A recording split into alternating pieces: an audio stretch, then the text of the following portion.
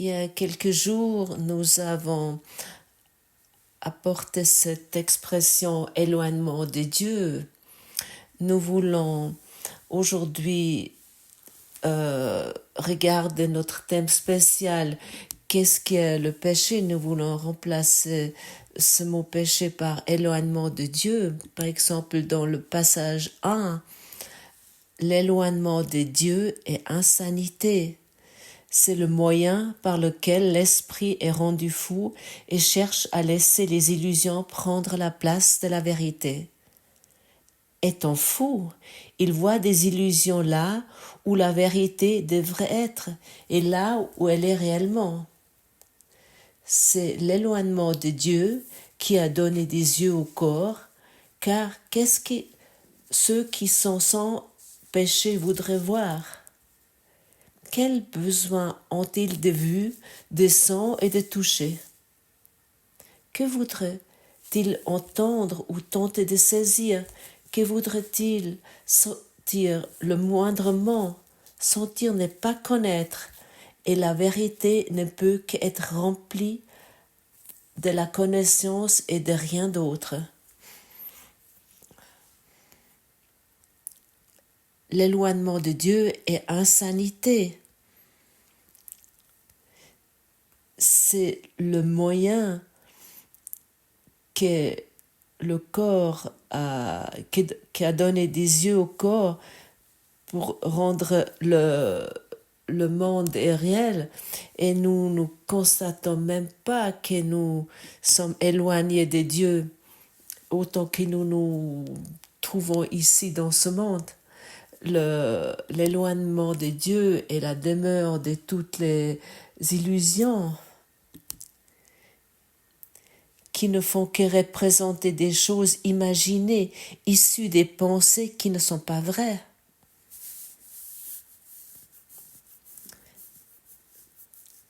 Que l'éloignement de Dieu est la demeure de toutes les illusions, de toutes les pensées, de toutes les pensées que nous sommes imaginées, qui ne sont pas réelles. Et dans notre leçon aujourd'hui, dans la leçon 254, nous est proposé que toute loi, sauf celle de Dieu, fasse silence en moi. Si je suis la voix de l'ego, je me trouve éloigné de Dieu, je me trouve dans un éloignement de Dieu. Si je donne foi aux choses qui apparaissent, je me trouve dans un éloignement de Dieu, je me trouve loin de Dieu. Nous devons vraiment comprendre cela. Autant que nous donnons foi aux choses qui se terminent, qui ne sont pas infinies, nous faisons ce que nous ne voulons pas. Nous pratiquons l'éloignement de Dieu. Aujourd'hui, nous ne laissons aucune pensée de l'ego diriger nos paroles ou nos actions. Quand de telles pensées se présentent, nous prenons tranquillement du recul pour les regarder, puis nous en lâchons prise. Nous ne voulons pas ce qu'elles apporteraient. Ainsi, nous ne choisissons pas de les garder. Elles font silence maintenant, et dans ce silence sanctifié par son amour, Dieu nous parle. Et il nous parle de notre volonté, puisque nous avons choisi de nous souvenir de lui. Ici, Jésus nous donne nous propose une expression. Il nous donne un outil, c'est-à-dire que nous prenons du recul et pour regarder les pensées. Nous devenons des observateurs de nos pensées pour pouvoir nous décider que nous n'avons pas besoin de ces pensées. Mais nous devons les regarder, ces pensées. Si nous regardons, nous observons les pensées, nous allons voir, nous allons constater que nous sommes les penseurs et que nous sommes en train de prendre ces pensées, mais nous ne sommes pas ceux qui pensent, nous ne sommes pas le penseur. Et c'est là, tu vas uniquement expérimenter avec l'observation. Et un outil vraiment très utile pour être pendant au moins 2 secondes dans un silence de pensée. Et si tu prends une respiration profonde et tu te concentres totalement sur cette respiration, tu vas constater, tu es dans un silence de pensée, tu prends une respiration qui va jusque vraiment profond dans ton ventre, qui descend dans ton ventre, qui remplit des poumons et qui remplit tout ton corps, et tu te concentres uniquement sur cela. À ce moment-là, tu es dans un silence de pensée. Peut-être même pendant 2 à 5 secondes, ce n'est pas important, mais ces 2 à 5 secondes peuvent être extrêmement utiles et extrêmement précieux. Respire, commence à respirer. Commence à respirer profondément. Laisse chaque respiration être remplie par l'amour de Dieu. Et toutes les pensées insanes qui représentent l'éloignement de Dieu vont disparaître. Et ensuite, observe tes pensées. Tu pourrais par exemple te poser la question, je suis impatient, je suis curieux, quelle pensée mon mental va produire maintenant.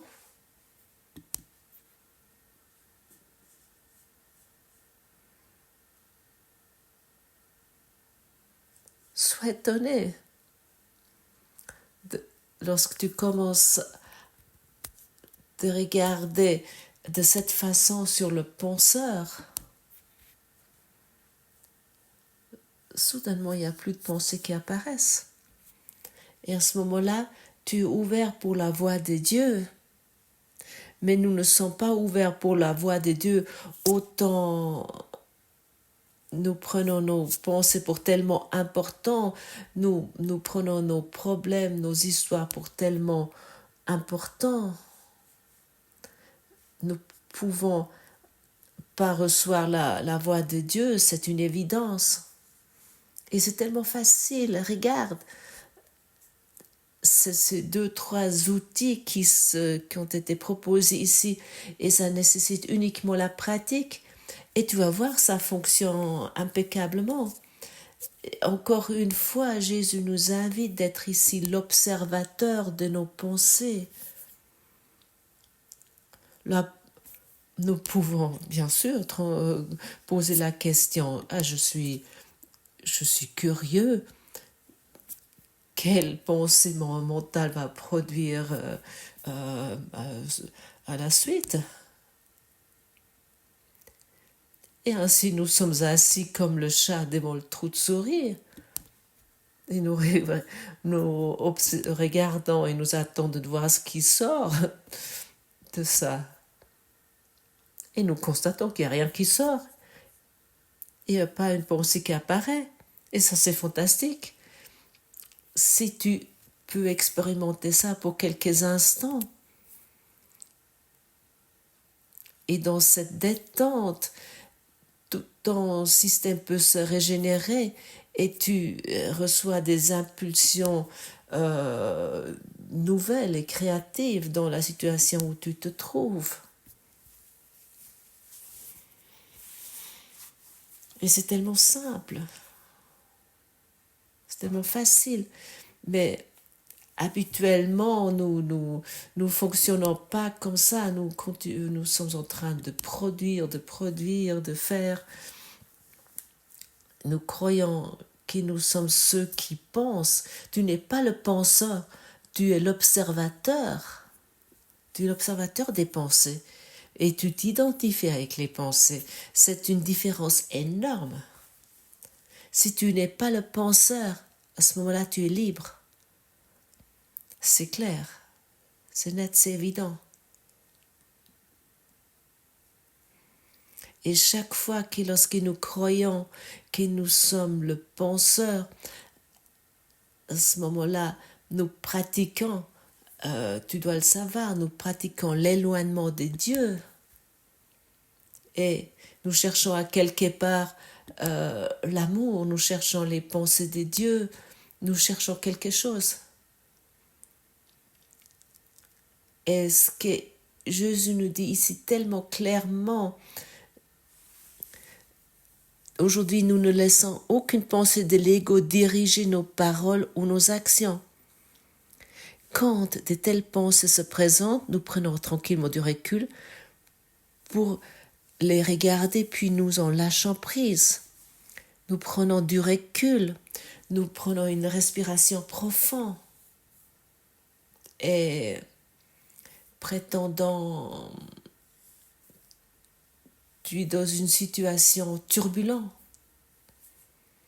où tu es dans la capacité d'observer tes pensées, ces pensées. À ce moment-là, tu peux les observer et tu peux leur dire « Je ne te le crois plus ». Il y a une pensée qui est présente et tu ne crois plus à cette pensée. Tu dis simplement à cette pensée « Je ne te crois plus ». Tu vas voir à quel point c'est un exercice libérateur, à quel point c'est libérateur de dire « Cette pensée, je ne la crois plus ». Je te rappelle, tu es l'esprit de Dieu, tu es un esprit de Dieu. Soit tu donnes foi aux pensées, tu donnes la crédibilité à ces pensées, tu crois que c'est digne de penser cette pensée et ainsi ça devient réel parce que tu utilises l'esprit de Dieu, où tu dis à cette pensée, tu es toujours encore dans le pouvoir de Dieu et tu dis je ne te crois plus, je ne te crois plus, il va disparaître, la pensée va disparaître. Le trompeur, ce moi trompeur, c'est-à-dire que l'ego va disparaître, il ne peut pas exister. Encore une fois, il soit dit, l'ego n'existe pas par lui-même. L'ego existe en donnant foi à la pensée. Et lorsque tu dis « je ne te crois plus », alors comment il peut encore exister? Comment cette pensée peut encore exister? Rien ne peut exister ainsi. Et si tu as vraiment une fois compris cela en toi profondément, à ce moment-là, ça devient facile de résoudre, de lâcher des pensées non délivrées, des pensées de maladie, des pensées des problèmes, conflits relationnels, et te dire simplement « Hey, je ne te crois plus. Ma femme, elle a fait telle et telle. Non, je ne crois plus à cette pensée. Ou mon mari devrait faire ça ou ça. Non, je ne crois plus à cette pensée. Deviens l'observateur. Oh, je dois mourir. Je ne crois plus à cette pensée. Ah, l'avenir est de tel et tel. Non, je ne crois plus à cette pensée. Nous arrêtons cette heure de conte de fées, nous terminons, nous arrêtons le carrousel pour enfants. Nous commençons à devenir adultes dans l'esprit, ça veut dire d'être un adulte, d'être adulte d'esprit, ça veut dire que d'observer les pensées et de ne leur donner plus de foi. Maintenant, tu sais ce que ça signifie.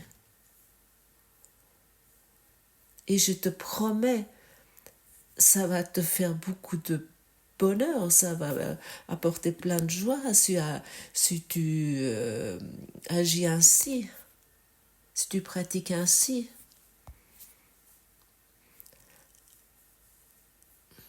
Prendre une respiration profonde signifie pour toi, je prends du recul. Tu peux pratiquer cela ainsi. Et ensuite tu observes. Et ensuite tu te poses peut-être la question, quelle pensée apparaît à la suite dans ce mental.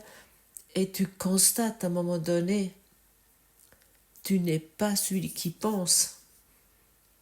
Et à un moment donné, tu dis à chaque pensée, je te vois, mais je ne te crois plus. Pense maintenant, exactement maintenant, laisse apparaître un problème. Et bien sûr, il y a une pensée qui est inclue dans cela. Je te dis, je te vois, mais je ne te crois plus. Point. Point final.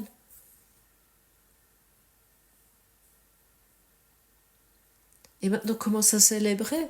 Maintenant, commence à rire. Tu as la clé dans la main. Encore une clé que tu as uniquement besoin d'utiliser. Mais pas que maintenant lorsque tu écoutes, mais tout au long de la journée. Peut-être que ça devient une de tes exercices. Tu t'assois le matin pour quelques minutes et tu te prépares ainsi pour la journée. Laisse apparaître les pensées et tu laisses apparaître ces pensées, tu les regardes et tu fais tes adieux à ces pensées. Et tu deviens de plus en plus limpide, et qui commence sa journée avec un esprit purifié, un esprit limpide, va expérimenter une journée qui est limpide d'esprit, que tu ne peux même pas décrire. Ils te manqueront les mots.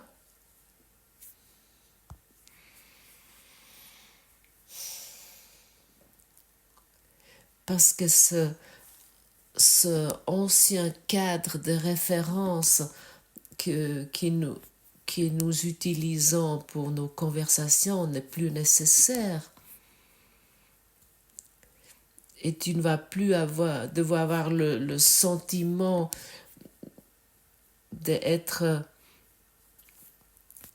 d'utiliser ces anciens pensées, des systèmes de pensée lors des rencontres que tu as, lors des conversations. Alors tu es simplement silencieux. Ou peut-être tu pars à un moment donné parce que ça t'apporte rien. Parce que tu as abandonné la signature énergétique.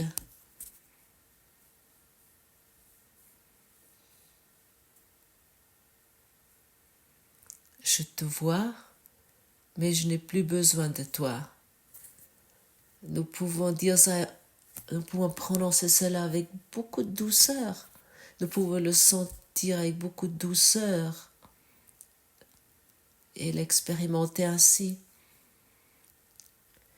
Comment tu te sens lorsque tu regardes ainsi sur tes problèmes ou sur tes pensées, lorsque tu deviens l'observateur?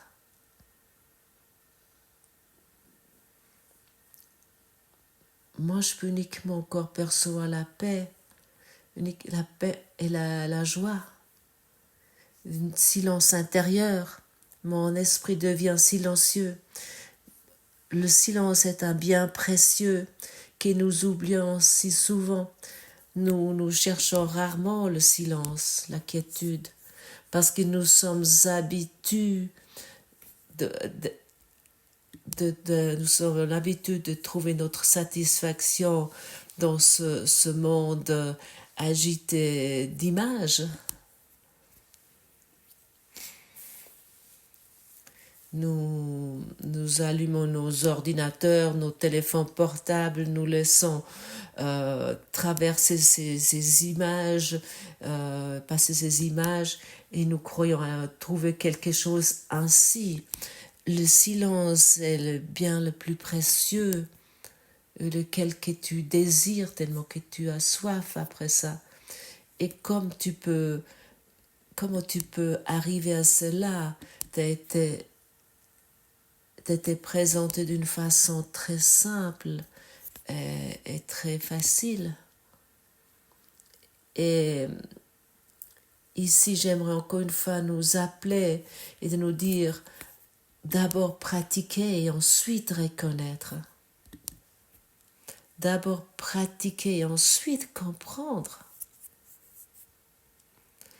Et ensuite, l'amour peut se montrer dans tout. Et tu vas voir que tu es en vérité d'aimer de tout, et toute chose et tout le monde. Mais c'est seulement tes pensées non résolues, non délivrées, ont mis un mur invisible par-dessus tout cela. Et tu te expérimentes ainsi dans la séparation. Et ces pensées de séparation vont simplement être enlevées et tu traverses ce monde et tu constates soudainement, ah waouh, il y a l'amour partout. Et je ne l'ai pas vu. Et tu vas constater, j'aimais de tout, de toutes choses et de tout le monde. Et ensuite, je suis plein de gratitude que je suis aimé de toutes choses et de tout le monde. Je suis même aimé de la lune. Je suis aimé d'un petit caillou. Je suis aimé d'un brindille d'herbe et ainsi de mon voisin et aussi de mon compagnon, de mon conjoint, sur lequel j'ai projeté tellement de choses.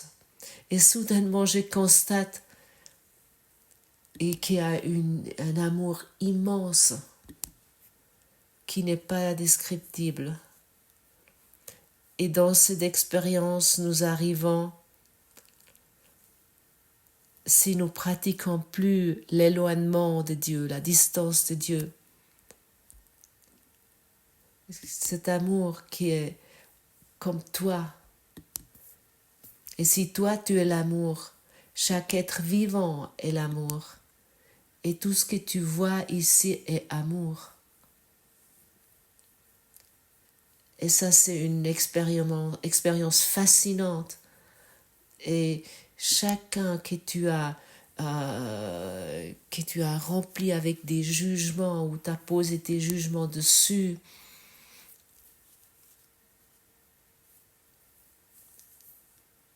tu vas le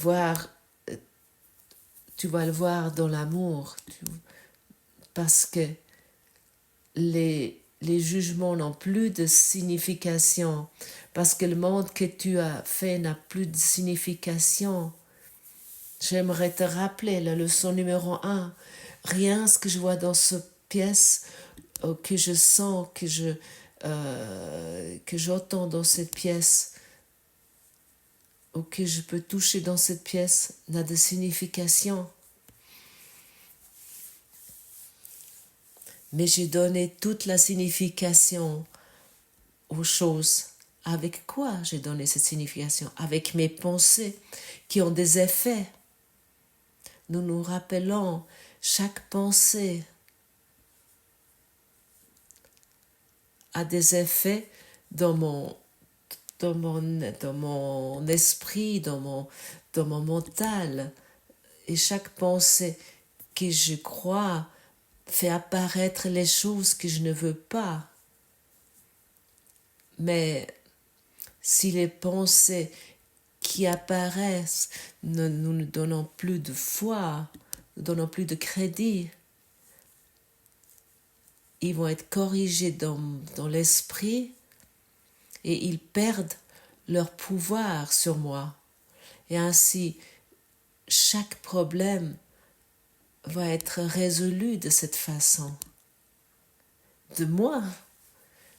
Parce que le problème que j'expérimente peut uniquement exister parce que c'est moi qui le maintiens. Nous nous souvenons hier. Il est impossible qu'il m'arrive quoi que ce soit que je n'ai pas demandé.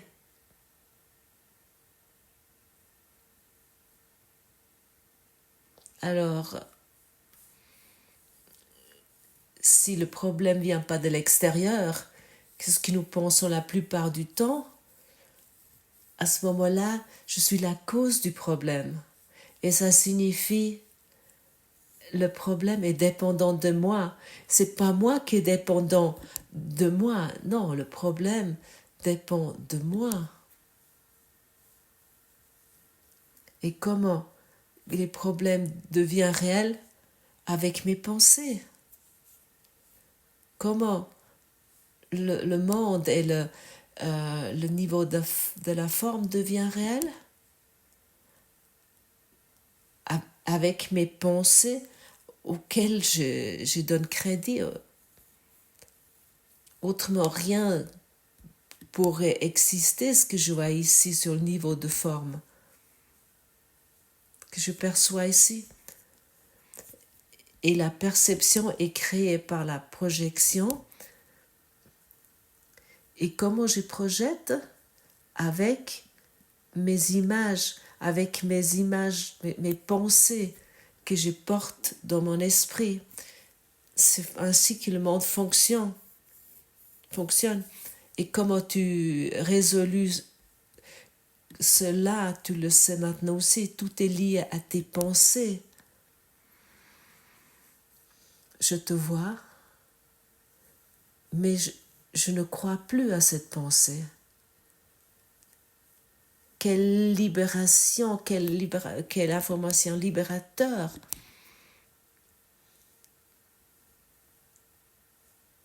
Chaque fois, lorsque Jésus nous dit, dans ce courant miracle, nous voulons prendre du recul et de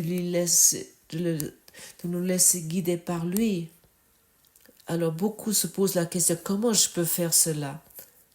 Nous voulons être silencieuses un moment. Et comment nous pouvons être silencieuses un moment?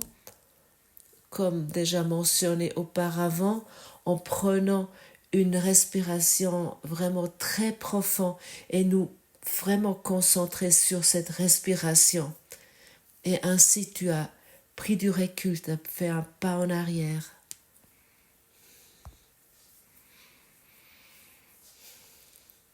Et ensuite, il y a les pas suivants qui arrivent.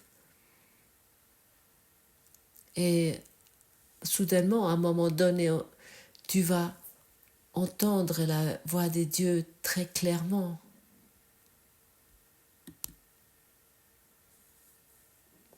Je peux encore me souvenir aujourd'hui à ce moment.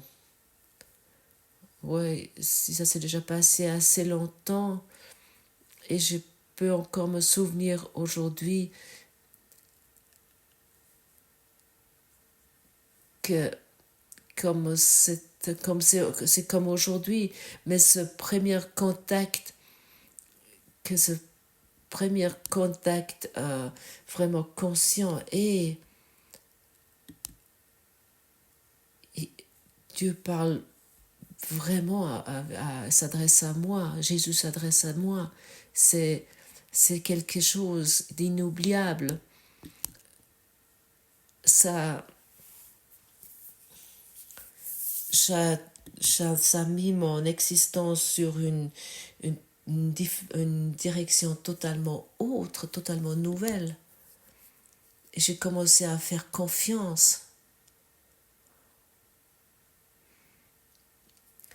j'ai commencé à faire confiance à ce plan d'enseignement universel. J'ai commencé à faire confiance à dans la force de l'amour. Et surtout, je n'ai plus cherché la sécurité dans mes pensées personnelles, mais j'ai cherché la sécurité dans le silence de l'esprit.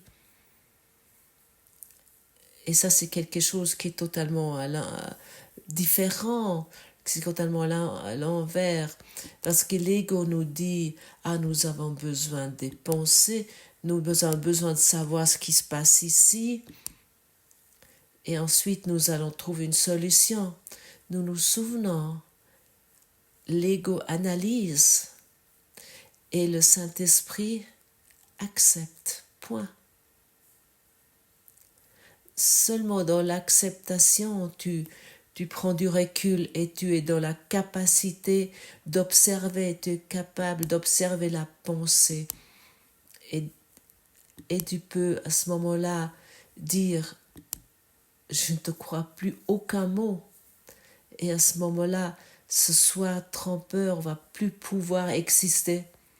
Si nous enlevons la croyance aux choses, nous donnons plus de foi, c'est évident, c'est clair, et c'est vraiment très très évident, et c'est cela que nous devons et voulons comprendre. L'ego est dépendant de toi, comme le problème est dépendant de toi.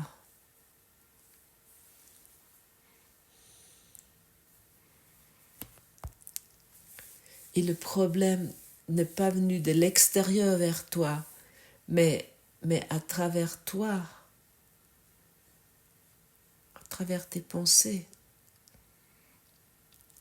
Et si ça s'est produit à travers toi, à ce moment-là, le problème n'est pas quelque chose de séparé de toi, mais tu es le problème. Si tu es la cause, tu es cela qui apparaît et qui t'aimerait garder séparé de toi. Tu es le problème, tu es un avec ce problème. Il n'y a pas une projection et puis ensuite un mur et ça apparaît. Tu es un avec cette projection qui vient de toi. Et lorsque tu comprends cela, et tu vas à ce moment plus regarder la projection en tant qu'image que c'était jusqu'à présent, mais tu vas reconnaître que Dieu est dans tout ce que je vois, parce que Dieu est dans mon esprit.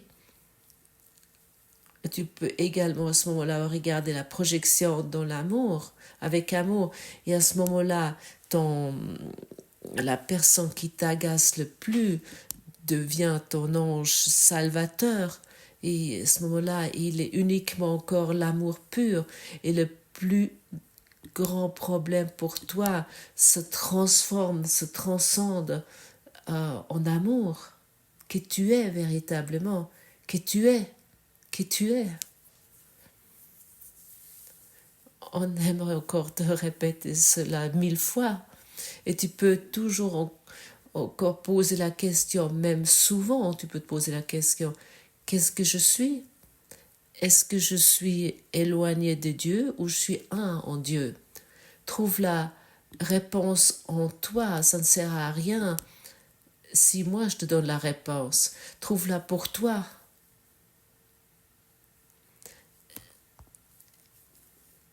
Et à ce moment-là, tu vas plus pouvoir nier ta véritable identité. Merci pour ton écoute, pour ta présence, pour ta volonté, de vouloir t'éveiller, de ton désir de vouloir t'épanouir. Merci que tu es là pour vouloir montrer une autre perspective au monde que ce monde désire tellement. Toi, ce messager de Dieu, à bientôt dans un amour profond.